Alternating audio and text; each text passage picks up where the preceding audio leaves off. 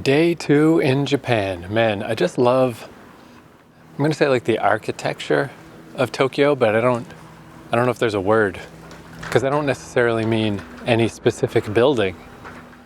I just mean like the layout of the whole city, the architecture of the city, the city planning, but it's like the lack of city planning. I know I kind of equated it to a video game last time, which is probably not a coincidence, you know? All the cool games in the 80s came from Japan. I probably internalized a lot of sort of Japanese design logic without knowing that I did. But just right now I'm on this extremely quiet side street, except for I think there's a helicopter up there.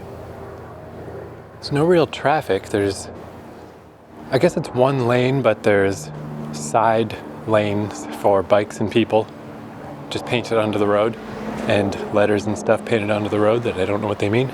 But the way it just, I don't know, slopes downward and curves, it just feels so cool. Or that little shrine that I found last episode, and then I kind of went away from because people were actively doing prayer stuff, and I was just talking to myself like a big foreign idiot walking around doing a podcast. But I went back there at night. On the way back to my Airbnb, I went past there again at night when nobody was there. And just it's not even a curved street. The street curved around, but in like an angular way. And then at night, I went to see the shrine more closely because nobody was there. But it was still lit up, and it was so eerie and beautiful. But there was also an empty children's park right next to it. I mean, I guess it kind of, you know, if you grew up in Japan, it's just normal. It's just a normal little neighborhood, a normal little corner. But to me, with my angular-ass North American upbringing where everything is so boring and just so standard and so parallel, it feels like in an old Danny Elfman movie, you know, where everything's just kind of off-kilter. Everything's at a weird angle, and everything is vaguely spooky. You know, didn't seem spooky in the daytime, but it did at night.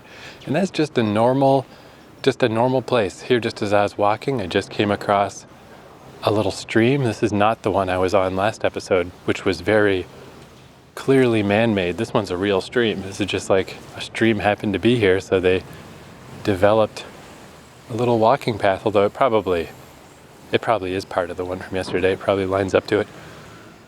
Today I'm just wandering. I'm just wandering randomly. I have not looked at my little map at all. I kind of pointed myself in the direction of Yoyogi Park, but because everything is sort of angular and off-kilter, I know that, in my mind I've got like, okay, I think it's over there, but I'm sure I'm already. I was probably wrong to begin with. My sense of direction is not that good, and I'm probably already off base. So I'm just going to wander until eventually I decide to check my phone and just see where I ended up. And I've already realized, day 2, little lesson for myself. Buy less sweets. Because my problem is that I love convenience food. I'm not even close to bored of convenience store food. So now I'm going way off the path. I think I'm just going to sort of deliberately go away from where people are. I'll just take whatever route is most empty. If I'm going to yammer to myself, that's the neighborly thing I can at least do.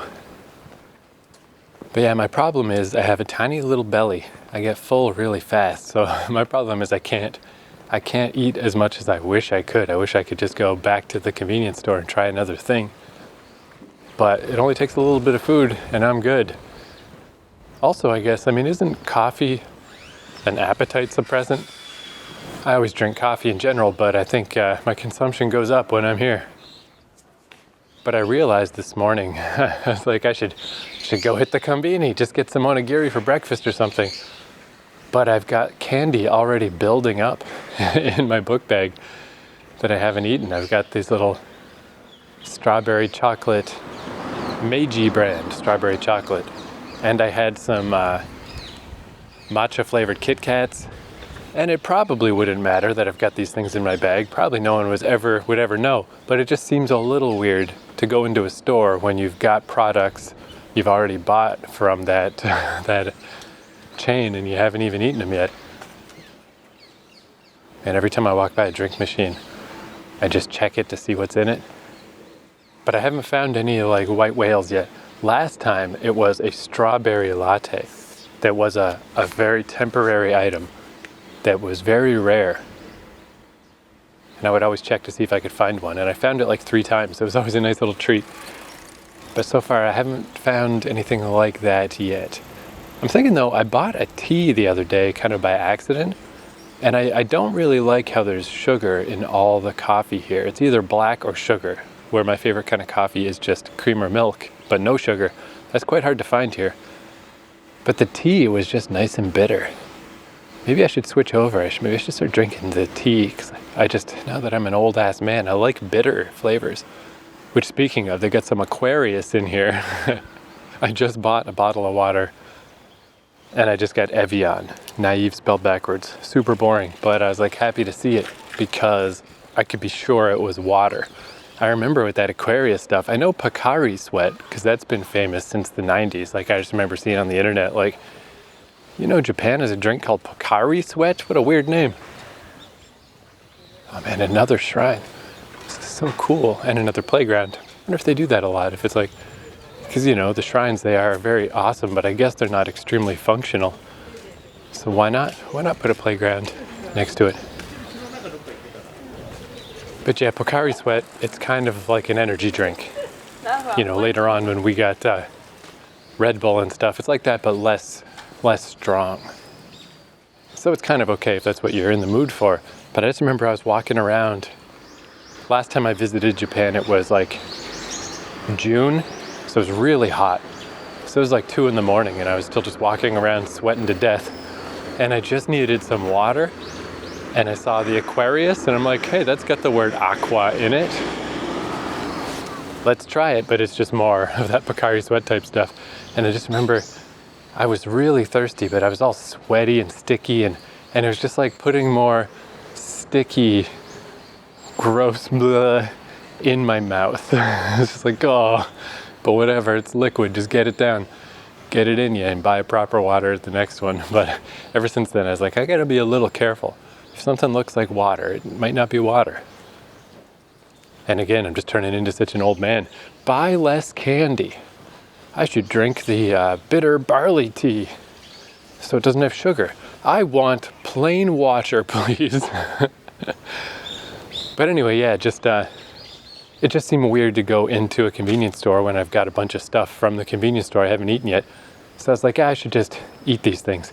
So I just ended up eating strawberry chocolates and matcha Kit Kat for breakfast. It's like, boh. Just that idea that every time I go in, I buy whatever sort of normal food and some candy. Forget the candy.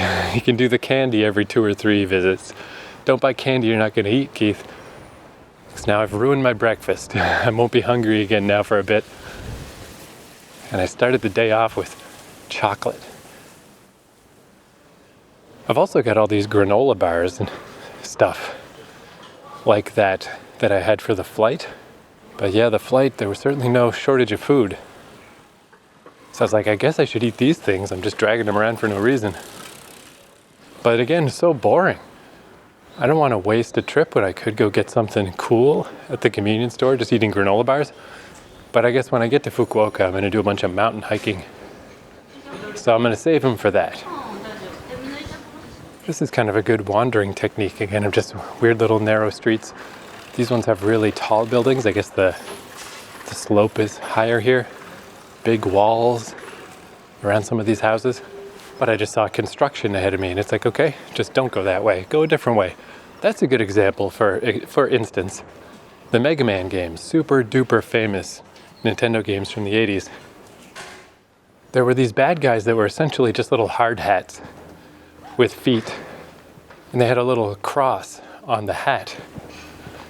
And that's just a totally normal thing that every construction worker has. They just have that hat here with the little cross on it. Just signifies that that's what I am. I'm a construction guy.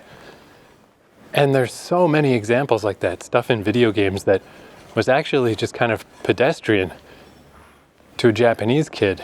And it was just a cool, neat thing to us.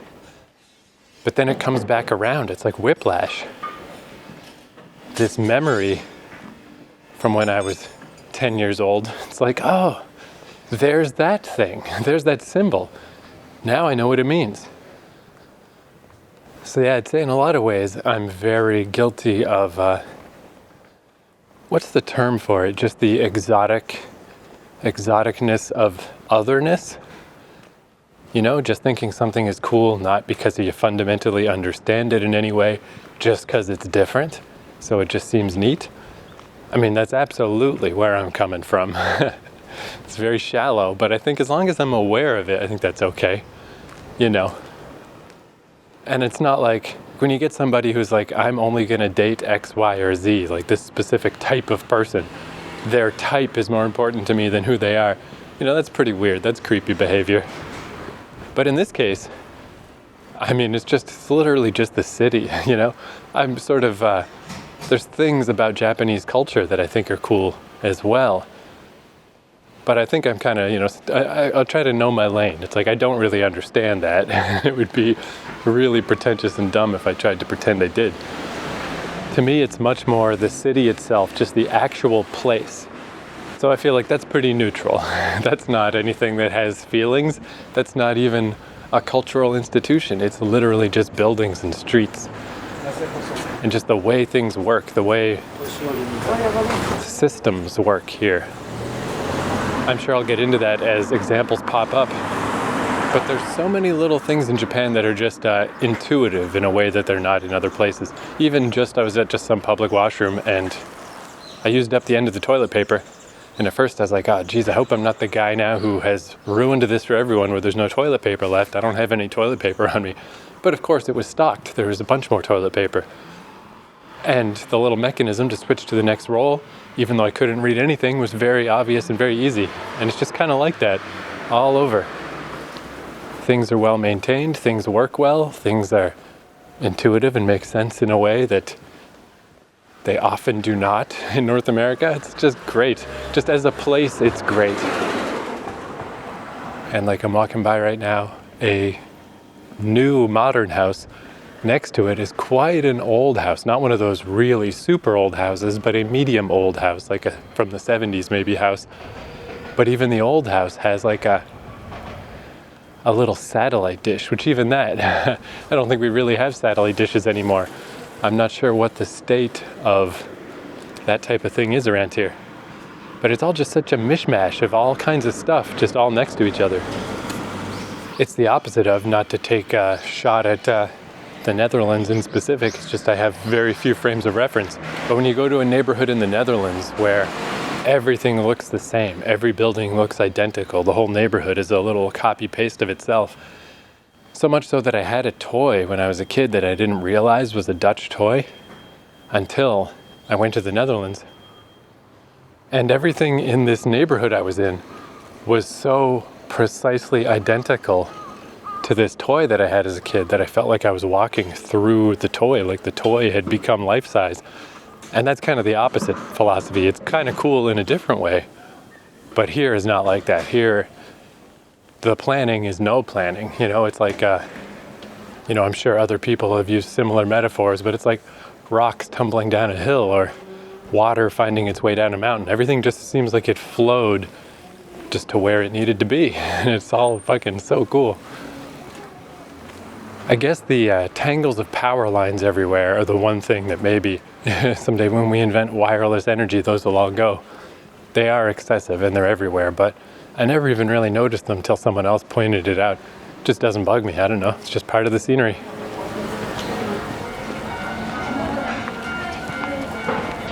Even this, I love how non-abrasive stuff is. This sound that a train is coming by is not unpleasant. It's like, ah, there it is, there's that sound. What train is that? I have no freaking idea. Oh shit, another one. But yeah, I stayed at an Airbnb last time by Akigawa Station that I'm going back to not that same place, but the same building later in this trip. And it was right next to a train line, like literally just right beside it. So I heard that sound continuously every day. And it never bothered me, which just again blows my mind. Like the girl I dated in New York City, she lived right by the JMZ. That thing was a bone-rattling nightmare. was horrible. Whereas this time in Japan, that crossing sound would start loud. It would be loud for like the first 5 pulses, and then it would quiet down, just to be mindful of the people who live nearby. And yeah, it was just kind of nice. It was like a nice little rhythm in the day. Oh, this machine has some kind of coffee I've never seen before, but it's black. I don't think so, not right now. But yeah, again, now my eye is drifting to these teas. So there's a green tea, and I guess the barley tea. I don't know what this third tea is. Am I going to become a tea guy on this trip? Because I really don't like the sugar in the coffee. You know, one of those is okay to kickstart your morning, but after that, we will see. And I did not end up buying a little bag to put my garbage in. So instead, I just kind of converted around my book bag. So the pouch is where I can just put bottles and garbage until I find somewhere to throw them away. It's not so hard to find somewhere to get rid of bottles because a lot of the vending machines have a bottle thing, but getting rid of trash is super hard. Just inside convenience stores is about the only place. I do not know what the heck that is. I think it's coming from that truck. Beats me though. I guess the last thing to update from last episode for anyone listening chronologically before I get into my flight stuff is I was having trouble plugging in my laptop because all of the outlets in my Airbnb house, like every single one of them is just 2 prongs. There's no third prong. And I only stayed at 3 different Airbnbs last time I was here for longer stays. This time I'm staying at like 9 for shorter stays. But it turns out those 3 I stayed at last time were clearly very accommodating to travelers because they all had 3-pronged outlets. But it looks like it's not at all unusual that this house does not, because I went into this place, I think it was called Seibu, S-E-I-B-U. And that was kind of interesting too, just because I was thinking of like New York. I don't know if it's different now, but when I lived there in 2008, they didn't have any big stores because there just isn't room. You know, there's no Walmarts and stuff. So similarly, there's no room here, but here it's just the floors. Each floor of this place was still big-ish, but it had 6 or 7 floors and a basement. And combined all together, it was, you know, probably the size of a Walmart. It just had everything in it. It was awesome. But I finally found the like electrical adapter sort of plug-in place, and all they had was for like $20 a big heavy power bar with the 2-prong plug-in, and then you could plug in 3-pronged plugs to it. And it had built into it was really heavy because it had all this stuff to ground, you know, because I guess I don't actually know how electricity works, but that 3rd prong is somehow to ground it if there's a power surge. So this thing had that built in. Because I was wondering, can you just convert from 2 to 3? Seems kind of dangerous. So I was going to buy it because I'm like, this sucks. It's really big and heavy and way more than I need, but I got to plug in my computer. But I just kept staring at the wall of stuff. It's like, there has to be some other option here.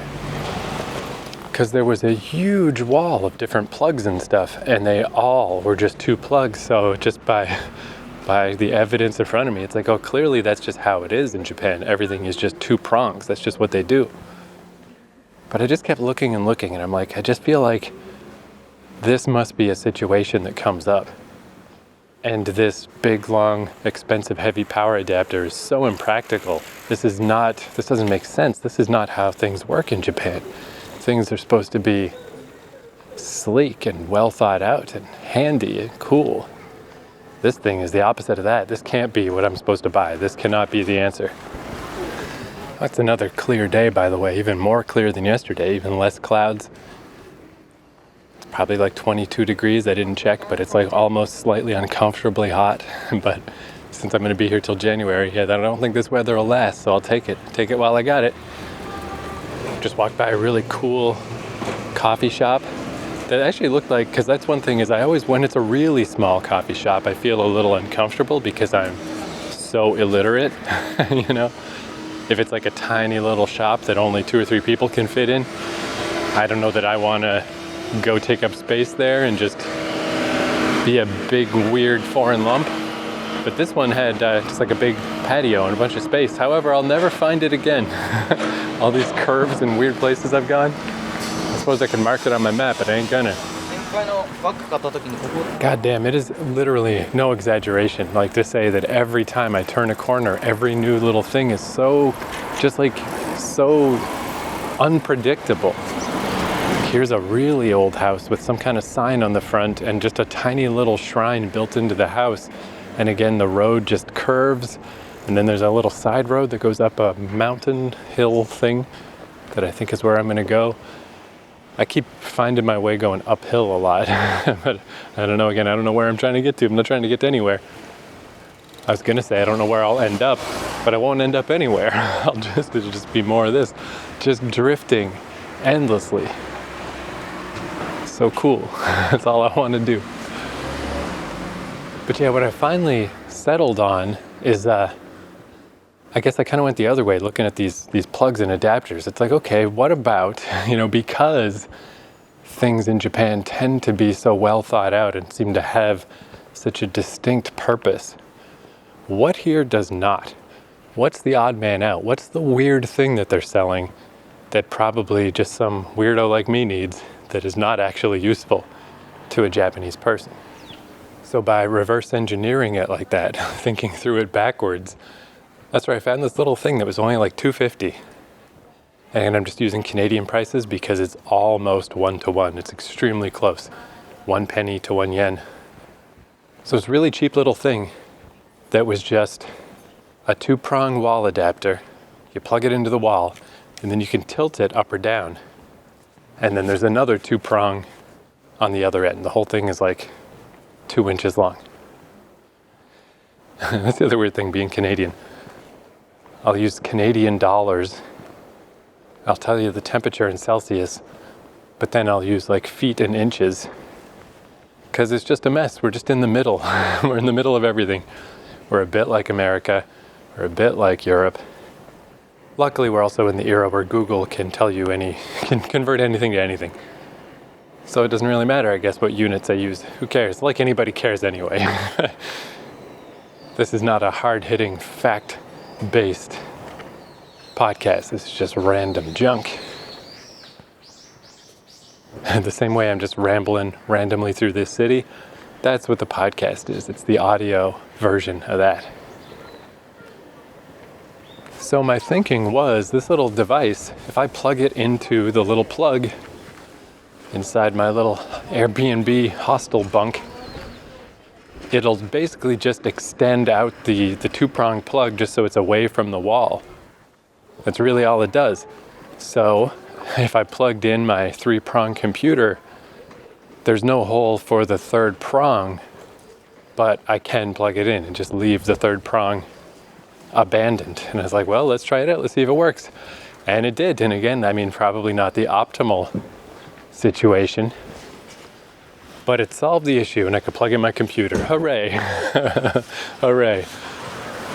But it's just surprising that I never ran into that last time. Psst. Hey, it's Keith from the future. I just want to record a little update about this because this is a case of where I was kind of rewriting history just to fit in with what, seemed logical, but is actually totally wrong. Where I was presuming that when I came to Japan in 2019, the places I stayed had 3-prong plugs for my laptop, just because I didn't remember ever having a problem plugging in my computer. So I just presumed that must have been why. But the longer I was in Japan, the more obvious it became that there are not 3-holed plugs for things. There just isn't. That whole system of grounding electricity or whatever just doesn't exist here.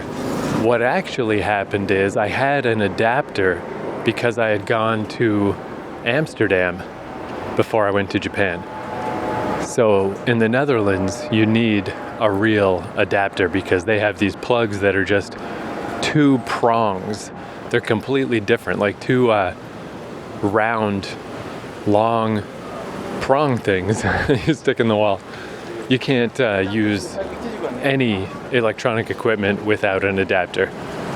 So what had happened is this thing was like a universal adapter, so I had that thing with me in Japan, and I was using it to convert from 3 prongs to 2 so I could plug in my laptop. But in my mind, I didn't think of it as an adapter like it was in the Netherlands. In my mind, I thought like, oh, I don't actually need this thing. This isn't actually necessary in Japan. And then when I got back to Canada, I gave it to somebody I met in Toronto. This girl from Israel, I think, who needed an adapter. And I was like, oh, here you go. Just use mine. Like, this thing was like $15. I won't need it anymore. Here you go. But it turns out I actually did need it for Japan. It just didn't occur to me, you know? It seemed like it was just like a handy thing to have, but in reality, it was necessary. So I just thought I should add that in. Don't expect anywhere to have plugs for your 3-pronged computer plug. It's not going to happen. They don't have them in Japan. And it's easy enough to go into pretty much any store and get the same little wall adapter thing that I got for like $2.50. You don't necessarily need to buy one before you get to Japan, but be aware, be prepared, because it's not a big problem, but it is definitely guaranteed to be something you're gonna face. Okay, back to the proper episode. Doodle-doo, doodle-doo, doodle-doo, doodle-doo, doodle-doo. One other little difference from last time is there used to be Wi-Fi at all the convenience stores. But so far I've tried a couple at random and they don't seem to anymore. Which it was kind of a weird thing. Like maybe I've just gotten unlucky, but maybe it was just like, hey, one of the chains started offering Wi-Fi, so the other ones felt like they had to follow suit till all of them were offering Wi-Fi. And you would usually be like 20 minutes, so just enough to get on and check your email, or I always used it for maps back then. But maybe because of COVID, or maybe just in general, they realized like, why are we offering this, People just come in to buy some stuff and leave. There's no need for us to give them Wi-Fi, and there really isn't. It was kind of weird. So that it's gone now makes sense to me. It's like, that's fine. But last time I had a lot of Wi-Fi problems. A lot of my Airbnbs, the Wi-Fi had troubles. So far, that hasn't been a problem this time. But then also I went and stood outside a Starbucks, and the Starbucks still had Wi-Fi. Not that I did anything useful. Check my Instagram likes. Novel Pod on Instagram. See pictures of Japan. Oh, I just walked by a construction guy who still had a construction hat, but it did not have the Mega Man symbol on it. So I guess it's not like they all do. Maybe that's like a government thing. It is, by the way, I guess I'll say this too. I'll just keep rambling. Who cares? Who cares if this is the longest podcast in the world and it's about nothing? It is what it is. I just got to remember this is the opposite. I am just doing the opposite of, the prevailing thing you would want to do. Is make like a YouTube video with cool visuals and well edited and under 20 minutes, Do a Chris Broad video. I mean, he is awesome. He's like the top of the peak. He's like the best guy for nice, digestible, interesting, well-made videos about Japan. This is the opposite. This is totally ramshackle. There are no visuals. There is no point. It's not concisely edited. It's just rambling. And it's going to go on and on and on at extreme length and be about nothing.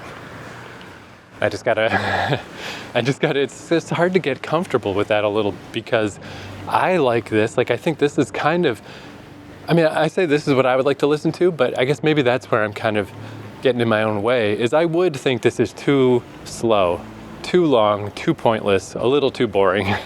But I think I would still listen to it. I would be like, I wish this guy would tighten it up a little.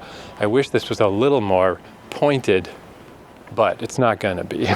So fuck it. Extremely well manicured bushes too. I've just been noticing as I walk. Everywhere that has bushes or trees along the edges of their property, everything is very meticulously kept up with. But anyway, yeah, so I'm recording these pretty much every day, but I'm only putting out episodes once a week. So they're not going to align with real time. And today, it's a Saturday at the end of October, so it's Halloween weekend. And I noticed that right away with my Airbnb, is that my travel method, come get the 90 days, stay the whole time, don't do anything in particular, just wander around, just try to soak it in. But that's obviously not the way most people travel because they just don't have that kind of time. People show up for a reason and they do it. So yeah, this Airbnb I'm at, it had some people. I can kind of tell how many because the walls are so thin and it's so tiny I could just hear every single person in the whole building pretty much. But today, all of a sudden, with the weekend, last night being Friday, suddenly it was full. Totally packed, everything full. And it is near Shibuya. And Shibuya is a bit famous for Halloween celebrations. So I was thinking I guess I'm right here. I guess I could go check it out, do some reporting. But as far as I understand it, what I've seen, it seems like it's famous for Halloween being shit. Just for being packed wall to wall with people. And I remember there was a story a few years ago. I think it was South Korea.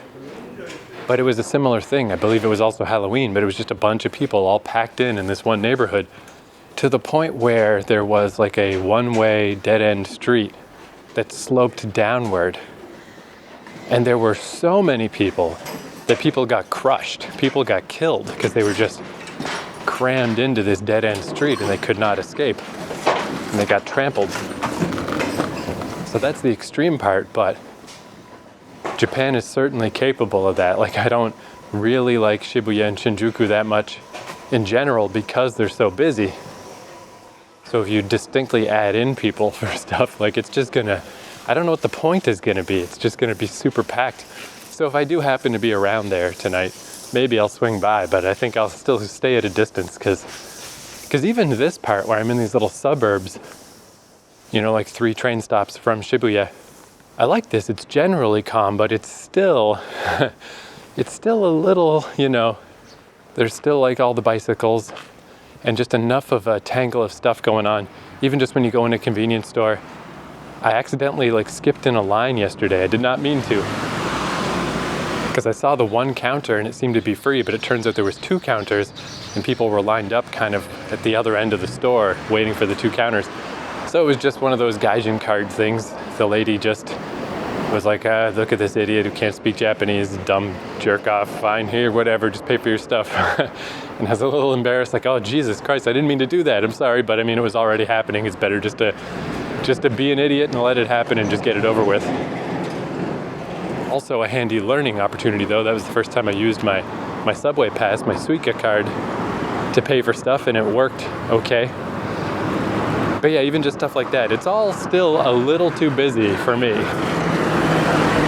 I'm crossing a 4-lane street right now. It's the calmest 4-lane street you've ever seen, but it's still 4-lane street. So yeah, my next Airbnb is much further out than this. Then the one after that is way further out, way out west, again by Akigawa Station. Then I'm going to Fukuoka, and not even central Fukuoka. I'm going to near the Aburayama mountain in Fukuoka. So I'm just going to keep spiraling further and further from community. Because even here, yeah, it's a little much. You can probably see more and more why I didn't get along with New York. When there's just a crush of people, I don't like it. So this is all just to say that even though I'm right here and it's Halloween weekend and I'm right by Shibuya, I can't imagine that I'll like it at all. Even, Halloween's a lot of fun in Toronto or Vancouver. Toronto especially seemed really cool. But in the big Canadian cities, you go downtown and it's bustling, stuff's happening, but it's not crazy crowded. And in that charming North American way, it's literally the whole city turned into a strip club. How every Halloween costume for women is the sexy version of blank. And it's wow, just to walk around and be a fucking creep for, I don't know, half an hour is oh, whew. in a lowbrow way, that's kind of cool, but I expect that that's not going to be the case here either. It's just going to be a bunch of people, just a shit ton of people. But okay, let me take a little break, walk around a little more, digest that chocolate, and maybe I'll finally go get my breakfast onigiri now that it's noon.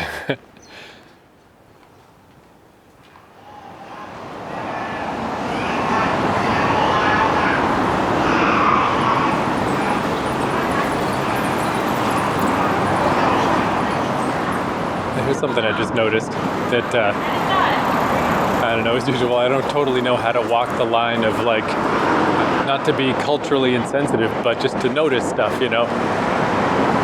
If something's a little weird to bring up, but it's, I don't know, something I noticed, I would rather bring it up rather than not.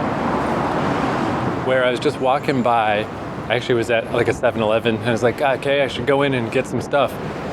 But I got all set, got my little Suica card out, I was all ready. And it's that same problem I was talking about, is just not hungry enough. I can't force it. That chocolate I ate for breakfast just has not worn off. I gotta walk further. I gotta go further before I can get anything else. Man, I'm just on one of these like overpasses that goes over one of the big major streets. These things are always really weathered and really worn down, but they're just cool. I really like them. Ooh, man. This is a big one. This is a 6-lane highway, 8 lanes if you count the parking parts, which I don't know if those count, probably not. Anyway, I was walking past the 7-Eleven. It's like, okay, not time yet, not yet. And there was a kid in the building, whatever was above the 7-Eleven. This kid was losing her mind, just having a super tantrum breakdown, and the poor mom was just like trying to calm this kid down. Man, another shrine. Let me just interrupt my own interrupted story. Oh yeah, this one, it's like a very small shrine, but it's got the water and the ladle kind of cup. I've seen people do the little maneuver, but again, you know, I'm willing to just be ignorant and accept it. I don't know how it works. I don't remember. So I'm not going to pretend. But they're just everywhere. It's so interesting where, well, whatever. I'll get into religious theory later. I don't need to do that right now. Because, yeah, the story at hand. So this kid is flipping out for a long time, minutes and minutes, not calming down at all. And what I noticed, because I'm always just sort of interested in how your language center develops for languages, you know, where I just remember like going to French school as a kid. It's not like my pronunciation is perfect, but there were words that I could say that my mom couldn't. Stuff like the word for leaf is feuille. And she just couldn't say it right, but I didn't know how to articulate to her as a kid like what she's saying wrong. But when I think about it with my tongue, feuille, yeah, you're not just saying feuille. Like you gotta throw in little acrobatics with your tongue. But then on the other hand, if you get too deep into it, you know, like a native French person can run circles around what I can do. I even noticed it. I did an episode of my writing podcast. It's called How to Write a Novel. I did an episode while I was in Montreal. And a guy stopped me real briefly. All he did was ask me, like, hey, is this such and such a thing up here? And even just the way he said that, and all I said is, hey, I don't know, I'm not from Montreal. And he just said, like, duck all. But even when I listen back, I'm like, man, yeah, he's saying that with a French accent that I can't pull off. You know, I'm in the middle somewhere. But there's benefits to being in the middle. Because I do some stuff I hadn't realized I was doing until my Toronto friends kindly mocked me for it. But I don't pronounce the H in front of words. Human, H-U-M-A-N, I just say human. And I never thought that was weird. And they were like, why don't you say human? And even just, I was like, what do you mean? What's the difference? But it turns out there is human. But I have to force it so hard. To me, human being, it's just so easy to say. Human. Feel like I'm Hank Hill. Oh, Bobby. You know, like I gotta force it. I'm like, I'm not fucking doing that. But once it got pointed out to me, sometimes I make a little bit of an effort now that I'm aware of it. But that's something, you know, with obviously the French, floating through my brain. They would never pronounce an H to save their fucking lives, so neither do I. But on the other hand, if you got too much of it, too big a dose of the French, that is when, allo kid, that is when you talk like this, you're a French person. There is only so much you can do about it. You can't talk, within a North American English accent anymore. It's gone.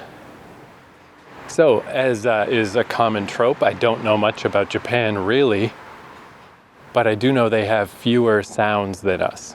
A, e, u, e, o, and that every word has to end with that sound. And like my friend Brad, when he was here doing language courses, he's saying stuff like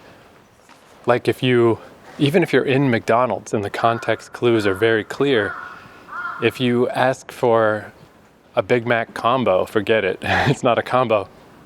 It's called a set. But you can't say set. It has to end with a, e, u, e, o. So Big Mac seto. Okay, I could probably do that. But then he said yeah, but it's not seto. It's setu. I think.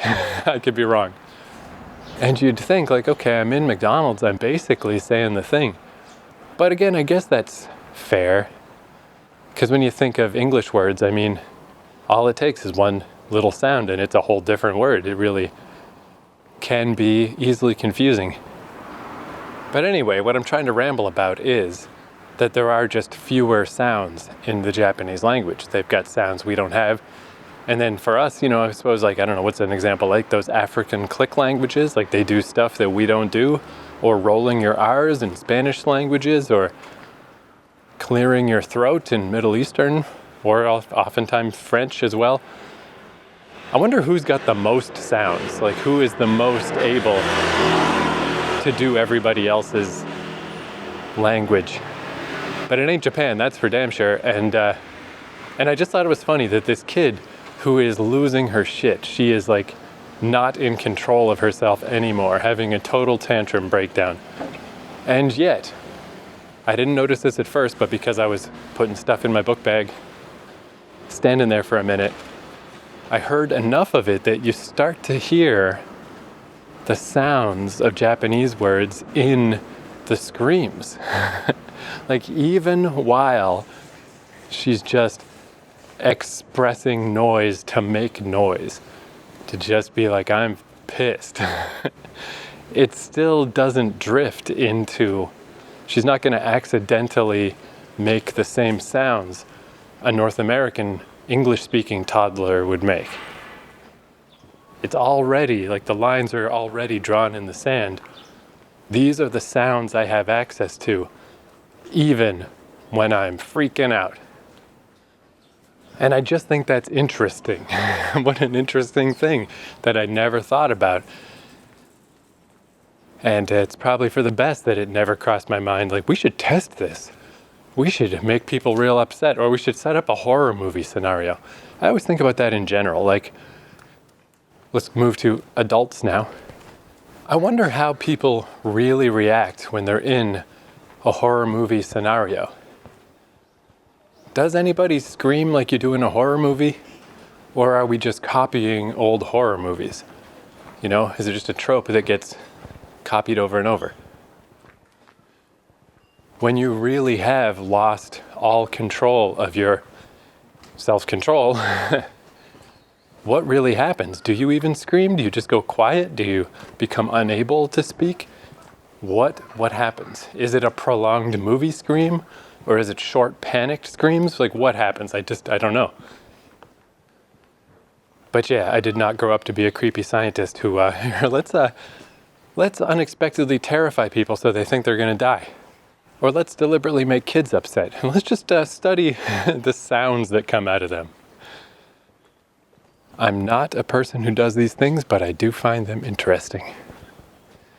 Oh man, here's another. This one is a really old house. It almost looks like one of those shrine pagoda things, but it's a house. It's got really cool trees growing up around the outside of the house. Bushes all around. Super cool looking old house with a little satellite dish on the top. The old and the new. But anyway, I was going to say, I think what I'm going to do is I can't make this be the episode about traveling because I've been talking for so long already. The introduction to the title of the episode cannot be this long. Like I said, I'm going to be a rambly man. It's just how it's going to go. But I can at least make each episode be about the general topic that it's supposed to be about. So this one is just wandering around Setagaya City. Good enough, that's what I'm doing. But it's just not about flights. But if I try to take a day off of talking about whatever comes to my mind while I'm wandering around Japan in order to do the episode about traveling here, I mean, that's just not going to happen. It's going to be a while until I wake up in the morning and don't have anything I feel like rambling about. So I don't know, I just made this little rule for myself for no actual reason that I should just do one podcast a day. But it just occurred to me, I can still record that podcast today. I can still do the podcast about traveling, but I'll put it out by itself separately. So next episode, for real, is going to be about traveling here. Where this one will continue to be about whatever this one is about. Random, ill-informed person wanders around foreign city, rambles incoherent thoughts. That's what this podcast should really be called. Man, though, the location really is doing some heavy lifting, which again is just weird because this is just audio. I could be faking this whole thing. You'd never know, right? I could go get some sounds of Japan and layer them in. But I just feel like if I was rambling this same fucking bullshit that I'm rambling, but I was doing it just somewhere in Canada, the most boring podcast of all time. But instead, I'm doing the most boring podcast of all time in an interesting place. Although I don't know why I would go out of my way to go deliberately layer in a non-stop, endlessly barking dog. That'd be a weird choice. That'd be dedication to the bit. But I'll slap a little creation theory on you, creator theory. It sort of seems backward, but I think when you're setting out to do something, to create something, like a podcast, say, the conventional wisdom would be have a goal, try to get somewhere. But I don't think so. I think it's better not to have a goal you're trying to achieve because it just adds a lot of stress, a lot of pressure, and you're not going to reach it. Whatever your goal is, I want X number of whatever. The world is unfathomably large. There is just a number of people making stuff all the time that is impossible to even comprehend. The number of hours of material uploaded to YouTube every minute would blow your fucking mind. I won't even try to make up a statistic because it's already out of date. That anything gets through at all, that anyone ever finds anything that you're doing, is a fucking miracle. So I think it's better to approach these things is just to do them for yourself, like a hobby. And then if it goes somewhere, great, but that's not the point. So in this case, I'm really just doing this because I wish I had done it last time. Whatever random audio I happened to accidentally have from my last visit to Japan, I would go back and listen to it. And I was like, I like that. I like listening to it because for me, it's extremely evocative. I'm here, I'm in the place. So when I listen back to this, I'm going to remember. I mean, not specifically. I mean, like, where the hell am I right now? What the fuck is this? But in general, I will remember. So even if not a single other human being ever listened to this, for me, this will be cool. Editing episodes even after I'm not in Japan anymore. If I want to vicariously vacation, I'll have these. And I can listen back and be like, what is he talking about? What is this? But I think that's the best way to approach stuff. Figure out your own personal reason, what you can get out of this. And it's like a hobby. It's like collecting stamps or making a scrapbook or quilting or knitting, whatever. I just make podcasts. And then eventually people do kind of find them and people do listen, and maybe it's useful to somebody. And if someone else is like, I hate this, this is the worst thing I ever heard. That's fine. That's fine. You know, that's another thing, I guess, is like, take the feedback and take advice and try to change things so people will like it better. Nah, I never do that. I never do that. And maybe it'll just make my stuff be obscure forever, but that's not what I'm here for. It's not what I'm trying to do. I'm not trying to make a bunch of people watch this or listen to it. These are on YouTube too, by the way. I always just toss my podcasts on YouTube because they generally get less attention as a YouTube video than they do as a podcast, but every once in a while, YouTube just picks something up and suddenly it gets a bunch of views, and then 99.9% of people don't like it, but you know, a few little people find it and they stick around. And it slowly accrues. But yeah, if you do something just for yourself, it's gonna be extremely idiosyncratic. It's not gonna be for most people, but at the same time, you can't fail. You did it. You know, if you did the thing you want, then you did it. I always wonder too about the other path in the woods of trying to make stuff that people will like. I'm sure it's very addictive. It's probably like once you do something that is working, you're like, okay, I narrowed down, or I sped up my stuff, or I focused more on this than that, or I changed my way of presenting stuff and my views went way up. There's definitely nothing wrong with that path as well. That seems like it's probably pretty exciting, probably pretty fun. But that's just not what I'm here to do. That ain't me. I'm here to make the longest, slowest, most pointless podcast ever. Man, it is nice today. I could just do this all fucking day. And in fact, I guess I will. Just wander around. At this point, like, I really don't know where I am. Been walking for some time and I have no fucking clue.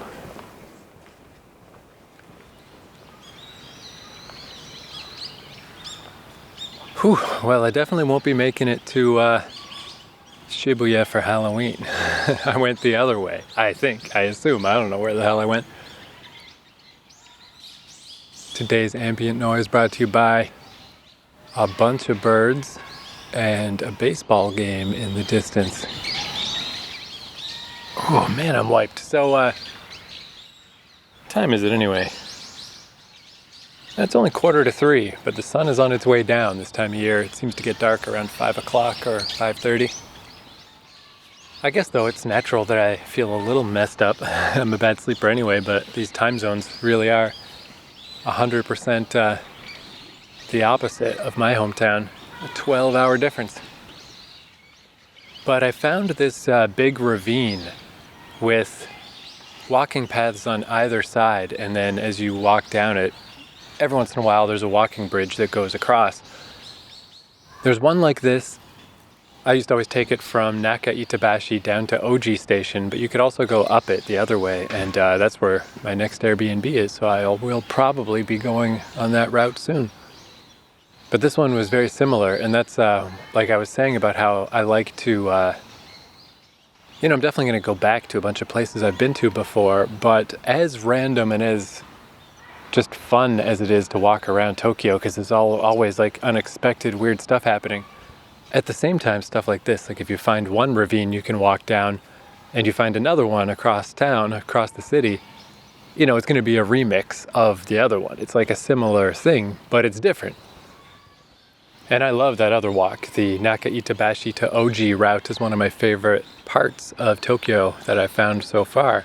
Also, I think because that's where my first Airbnb was. It was like my first experience like that. So it's still, Naka Itabashi still feels like my neighborhood in a weird way. I was there for like 40 days. My first 40 days in Japan were all there. So my next Airbnb, it's not close. It's probably an hour or so of a walk from there, but it's somewhat close. It's the closest I could get since the old Airbnb is no longer in operation. But I thought I'd walk down this one and just see what happens. And of course, what happens when you walk down a ravine, I guess at least with the Oji one, you get to Oji Station, and that's where that ends. And that's a pretty cool place in its own right that I'll definitely get to eventually. But if you go up the ravine, you just go and go and go and go until eventually, in that case, there was construction around the ravine, and I didn't, instead of making my way around the construction to try to keep going, I just turned back. I remember that day it rained crazy hard and I had no protection at all, and I just slogged through the rain till I got back to my Airbnb, like completely, fully soaked, like I went swimming. I'm not sure how I even managed to keep my phone. I had a real bad phone at the time, but I still, didn't want it to get wrecked. I don't know how I managed. I must have just wrapped it in every little bit of dry clothing I had, stashed it away. So anyway, I was walking down this one, and it's just beautiful. It's like, here's like a sports thing on this side, and then on the other side, there's like some Buddha statues, and then there's just some houses, and then there's some parks, and just an array of all this different stuff that's just all awesome. And I bought some kind of, what did I get? I guess I forgot to throw away the bottle, so I still got it in my garbage container. Sangaria Marauma Cafe au Lait, where I was, it was really hot out and really sunny. And this was one of those cases where I should have just got water, but instead I got a big bottle of coffee instead. And I'm like, yeah, let's do that. But the trouble is, of course, coffee goes through a person a lot faster than water. So I was, on the lookout for a washroom. And I'm like, yeah, there'll be one. It's Japan, there'll be one. And then when I did find one, it was like a kid's playground. And since I believe it's Saturday today? Yeah. Saturday afternoon on a completely, perfectly gorgeous day. The parks were all very busy. Lots of families, lots of kids. And it was one of those washrooms where it's like just a single washroom for everyone with like a door, a sliding door, instead of being more of a public washroom where you go in and there's like a row of urinals and there's a men's and a women's. This was very small, just the one thing. And there'd be nothing wrong with me just going to use the washroom, but just, I don't know, it's just like, I don't need to pee that bad yet. I'll be fine. Just didn't want to interrupt all the families. I just want to be a ghost. I just want to be a ghost wandering the earth. So I passed that first one, and then 20 minutes, half an hour later, I found another one almost exactly the same. I passed that one. Then I just kept walking and kept walking and kept walking, and things were getting a lot less like way not the city feeling anymore. Now just very fully in a residential area where at first there were some busy streets and stuff that I would have to cross once in a while. Those all disappeared. And then at one point I think I could hear some traffic in the distance somewhere of a busy street, but I didn't even see that one. And then that disappeared, and it's just quietness the whole time. And I was getting to the point where I was starting to wonder, like, how am I going to get back? There's subways all over the place in Japan. Surely there's one somewhere, but who the heck knows? I don't know where the heck I am. We'll figure it out. And then as it was finally getting to the point where it's like, okay, I actually do need to pee pretty bad now. What's with my hubris? Why do I think me of all people, who just is a pee machine, can just not go to washrooms when I have the opportunity? But then I got to a Family Mart, and now here's the important update from Family Mart. So I was saying how I used to love these coffees from 7-Eleven where it's a plastic cup with a plastic film on the top, and you stab I guess I could say poke, you don't just stab it. You poke a straw through the top, Capri Sun style. And they used to have one with a green top that was like a more bitter, like a dark roast kind, and it was my favorite, but they don't seem to have that anymore. So as for the big three, there's a bunch of different convenience store chains in Japan, but the big three are 7-Eleven, Lawson's, and Family Mart. And just doing unofficial surveys of just when people are blabbing on YouTube videos or whatever, whenever it comes up like what's your favorite of the three, I've noticed not many people. Somebody did good in the baseball game. Not many people choose 7-Eleven as their favorite, and I don't have a favorite. I've never established any one that I particularly like better than the others. They're all good to me.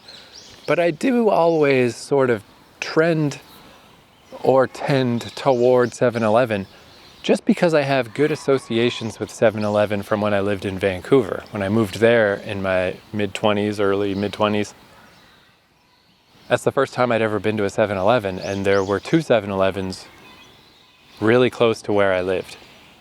So just getting used to this new city, and just even the experiences of the new city, the fact that there's 2 7-Elevens that are open all night, amazing. You know, I just was like, 7-Eleven was a very exciting part of moving there, which sounds silly, I'm sure, if you're from a big city, but if you grew up in a small city, stuff like that's exciting. You can get a gross hot dog at 2 a.m., amazing. So Japan, it's like, wow, 7-Eleven. In fact, if I understand right, the 7-Eleven chain did so well in Japan that the Japanese part of the company bought the whole thing. It's like owned by Japan now, I believe. But anyway, I came across a Family Mart, and I used the washroom. Awesome. That felt good. There's a reason why I'm getting into detail, by the way, about the washrooms. Hold on. We're going somewhere with that. But I was looking through their wares. I got just a tuna onigiri, which you just can't beat. That's so good. And then I also got like a maki roll that was roast beef and mayo, I think. Which that was always my plan. If I was ever going to try to indoctrinate my dad into Japanese food, he didn't like anything even remotely weird. but I always thought, I bet I could get him with stuff like, teriyaki chicken roll or something, and work his way in from there. But you never know. The vinegared rice, the seaweed, he might still not have liked it, but that would have been the best chance. But the opportunity never came up. He did come to visit me once when I first moved to Vancouver, but I hadn't tried sushi yet at that point. And then when I would come back to visit my hometown, our sushi options were just very limited, if any. Now you can get some stuff, but it just never came up. I never had the opportunity to test my theory that I could get my dad into Japanese food through the, because when you get these ones, the beef ones and the chicken ones, like it's not fish. It's it's just, everybody lives in that playground thing at first where you just misunderstand what sushi is. It turns out there's lots of ways, and in fact, that's not even sushi. Sushi's something else. But then I was looking through their drinks, and they have a similar product in the plastic cup with the stabby straw. And I was looking through the different types, and it's the same sort of deal, except how 7-Eleven had semi-sweet and fully sweet. They just had sweet, unsweetened, a cocoa one, and then a dark roast one. It has a brown top, not green like the 7-Eleven one, but I was like, let me try it. That sounds like the thing. And it's not as bitter and hence not as good as the old 7-Eleven one, but as the 7-Eleven one doesn't exist anymore, this one is almost, it's very close. And it's my automatic favorite. It's the best. I love this, just because of the ludicrous sweetness of Japanese coffee. When they claim something is dark or bitter, it's not. It barely is at all. But it hits a really good spot where it's just like a little bit bitter, and it mixes really well, and it's just delicious. So I'm still not planting my flag anywhere in particular, but I think, that's all it takes, man. Give the people what they want. If I'm walking down the street now and I see a 7-Eleven and a Family Mart, traditionally I would go to 7-Eleven purely for nostalgia reasons. But now I'm going to trend toward Family Mart because I want to get that coffee. It's so good. I have another one right now, hopefully on the way home. Well, I don't know. Actually, I should probably stop drinking coffee at this point because this stupid little Airbnb I'm in is so cramped and it's super communal, but I knew that going in. That's not necessarily the problem. But if you get out of your bunk, there's motion activated, or maybe it's sound activated. I don't know what. Everything in the world activates these lights. So all the lights turn on. And then the door where the bunks are, you gotta unlock that. And then when you go outside, after 30 seconds, it automatically locks itself. Like a big mechanical locking sound. And then you go use the bathroom. And then when you come back, you gotta unlock the door with your key. All the lights turn on again. You close the door, it does the lock again. I've never been more uncomfortable to get up in the middle of the night and go piss in my life. It's insane. I feel terrible. I'm waking everybody up every time. It's fucking nuts. So that's, yeah, I should probably stop drinking coffee now. But that's the coffee update. Family Mart has jumped way ahead in the House Cup. 10 points to Family Mart. And then I just kept walking and kept walking and kept walking up the ravine. And then, just the way my body works is not gradually. I was just too full feeling to even eat. And then all of a sudden, over the course of 20 minutes, I can go from not hungry at all to like ravenously starving. But until then, I can't squeeze more food inside me without great discomfort. Similarly to when I gotta take a poop. Doesn't matter how many bathrooms I have in front of me, how many opportunities, till I need to use them, I don't need to use them. I just don't. I feel like I'll never need to poop again. And then all of a sudden I do. So that was starting to hit, and it's like, ooh, just walking and walking, and as I'm getting more and more domestic and more away from anything that feels like a city, even less stuff is happening on this ravine walk. Even less stuff is popping up. It's just becoming more and more of just houses and nothing else. And it's starting to get concerning enough that I haven't looked at my phone at all day. I have no idea which direction I walked. I don't know where I am. But I was like, should I take it out? Should I turn on the location? Should I figure out where I am? Because maybe finding a subway station is what's going to have to happen, because if I need to use the washroom and a washroom is not appearing, I don't know what else to do besides that. Maybe if I had a proper internet connection, maybe I actually could search for washrooms, but I'm pretty sure on my previously pre-downloaded Tokyo map, I don't know how much washroom information there is. I don't know, I haven't tried, but instead I just kept walking, and I found this big, awesome park, which I'm going to figure out where this is. This will be where I'll finally check my phone. I haven't checked yet, but man, this park is awesome and beautiful, and it's so good, and it's got 3 great big washrooms and a baseball field and 2 different kids parks, and right now I'm just a big open area. There's some bicycles parked here, but there's no one around, which even this is so rare in Japan that I can just talk. Like, I'm just talking.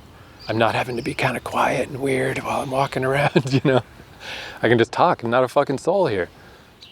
And, I mean, from here, I can see a washroom. This is everything I want. In fact, I'm going to live here for a bit while the sun's still up. I'm, not just from walking, but just from the heat. I was really getting worn out. So I'm just going to sit here for a while, do some writing or something. I don't know, just hang out here. I live here now. There's benches, there's shade. It's quiet. There's not that many people around. There's washrooms everywhere. There's the sound of sporting excellence in the background. It's fucking perfect. I love it. I fucking love Japan. I fucking love it. It's so good. Because then I was also thinking, so I drank that coffee. I have my bottle of Evian, but it's real low. There's like 1 mouthful left, 1.5 mouthfuls of water. So it's like, I should have bought some more water probably while I was at Family Mart.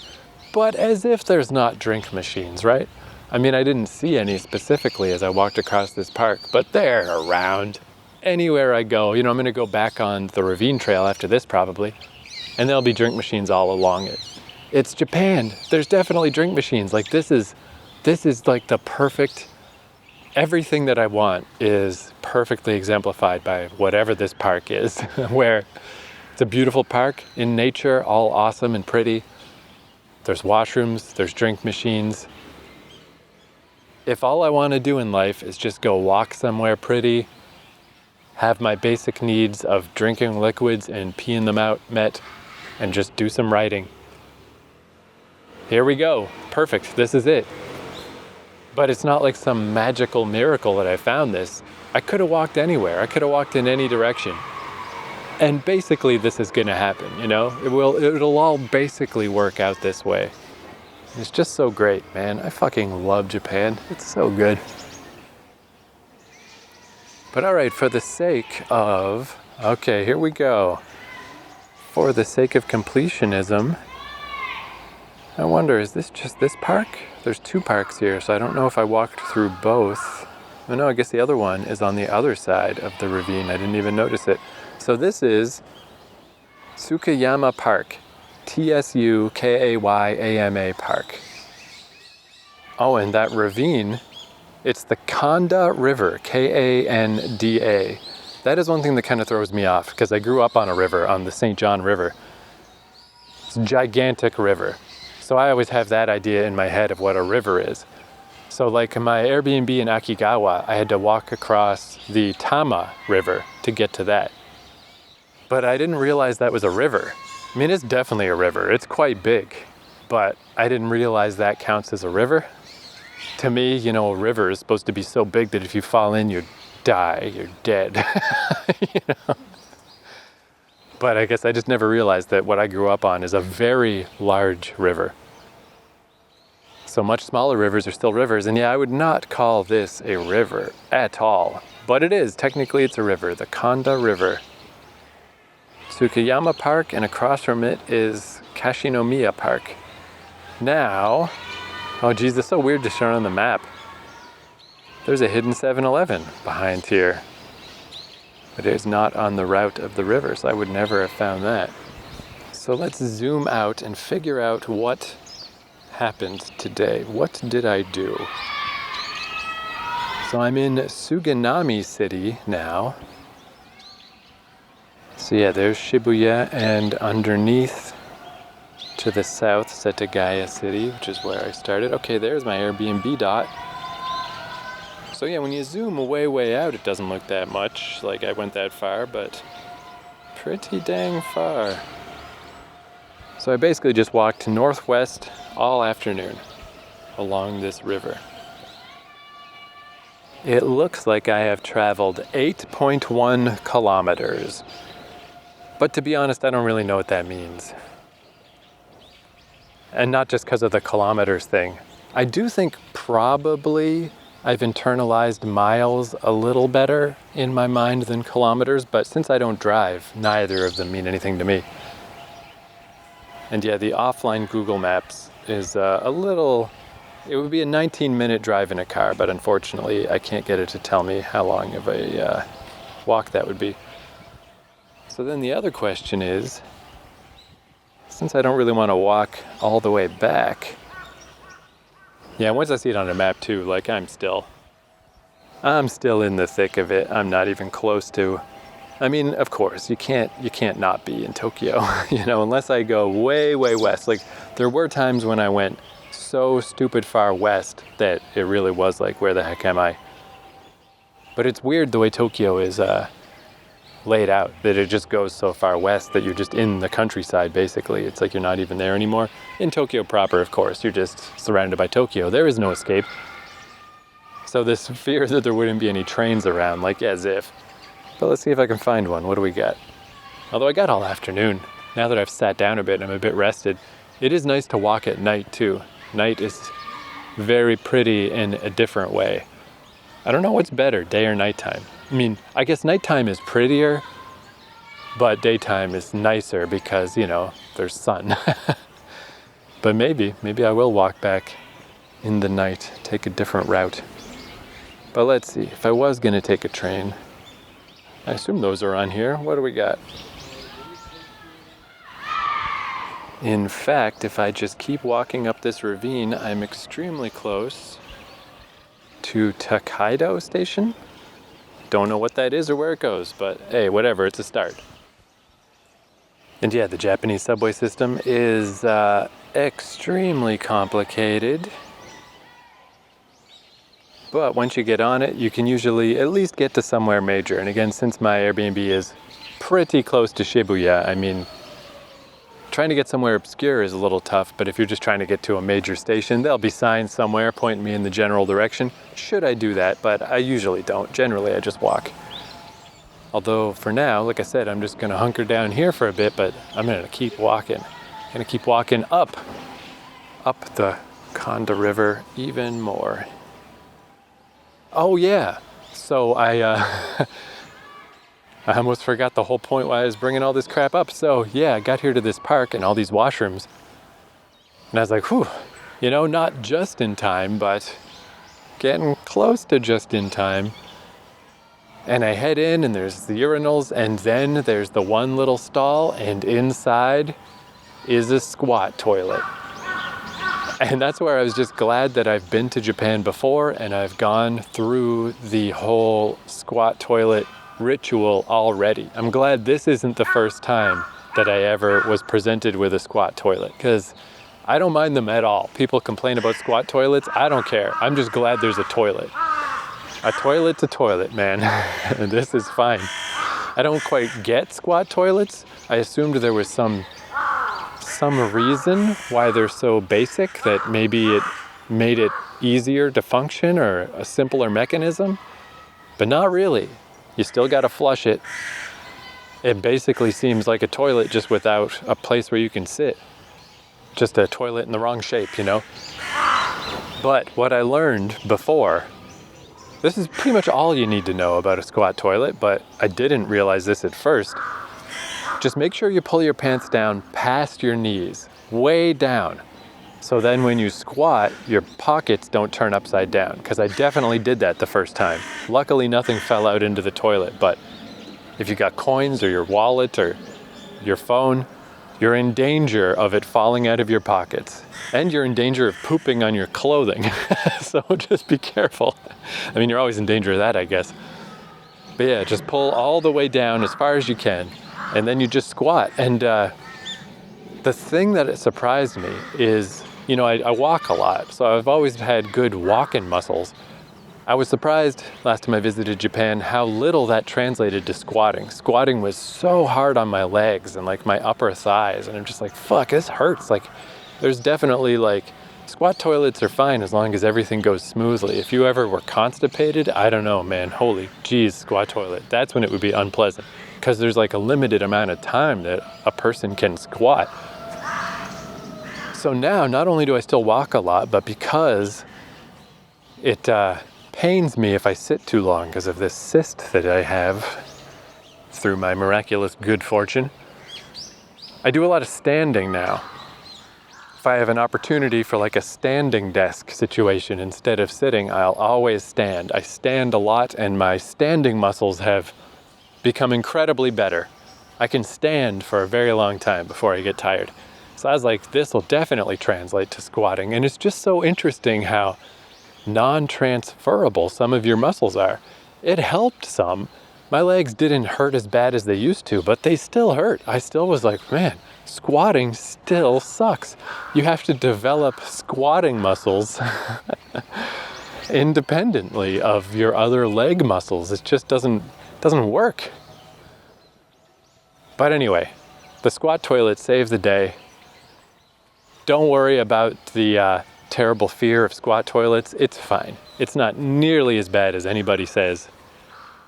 I'll take a squat toilet over no toilet any day. Although it is funny, speaking of OG Station, at OG Station there is like an ancient old washroom there with a squat toilet that I did use once. And then I realized over nearer to where you get on the train, there's a super duper mega brand new, beautiful, modern washroom with the Western style toilets, as well as all the bidet options and all the cool tech.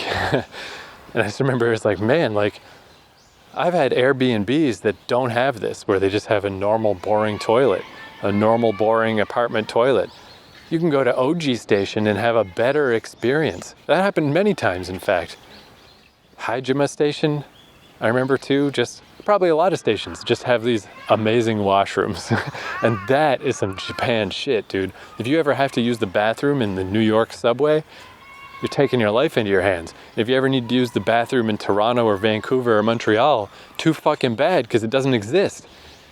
Toronto might have washrooms at Yonge Street, maybe. Japan has tons of washrooms, and oftentimes the subway bathroom, the fucking subway bathroom, is better than your toilet at home. It's fucking awesome. But squat toilets, no biggie. That's my lesson for today. Let's fade out with, can't help but notice that the beautiful chirping birds are getting taken over by the cawing crows. Yeah, we still got the baseball. We'll fade out with the baseball game.